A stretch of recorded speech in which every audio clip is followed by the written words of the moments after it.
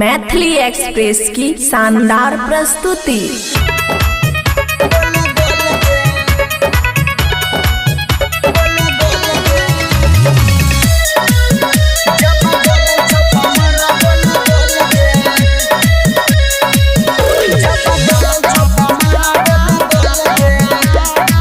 खुशी recording studio बलुआहा। तू दीवाना बने काम छुने एना दोनों बम है रछाओगा छियो एतना गरम जर जेबही अखन है रछाओगा। हाय छो बदल शहर सासी बोलगे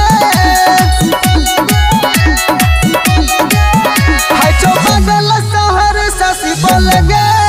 जब डोले छो कमरा गोले गोलगे जब डोले छो कमरा गोले गोलगे चलया बछो देखल सब टोलगे जब डोले छो कमरा गोले गोलगे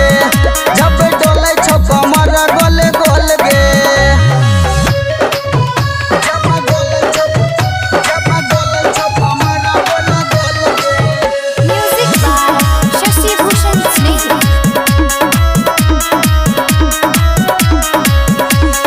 चढ़ल जवानी छले 16 के उम्र रे गरमी टेकअप नहीं है तो तोरा बस के अपन सामान छौरी एते देने दान गे देखिए कयते बैठ जाय छै तापमान गे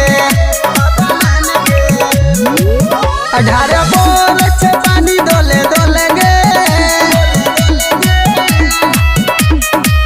18 बोर छै पानी डोले डोले गे जब डोले छौ कमरा गोले गोल गे जब डोले छौ कमरा गोले गोल गे हाय छौ बगल सर सासी बोल गे जब डोले छौ कमरा गोले गोल गे जब डोले छौ कमरा गोले गोल गे जब डोले छौ कमरा गोले गोल गे म्यूजिक बाय शशि भूषण स्नेही।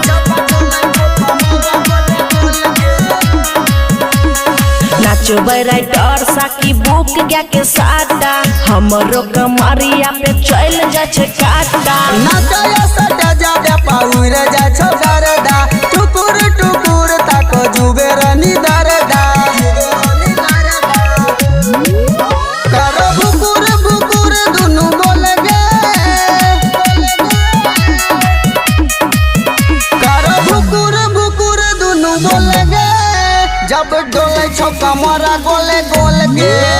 जब डोले छौ कमरा गोले गोल गे हाय छौ बगल शहर सासी बोल गे जब डोले छौ कमरा गोले गोल गे जब डोले छौ कमरा गोले गोल गे। खुशी रिकॉर्डिंग स्टूडियो बलुआहा।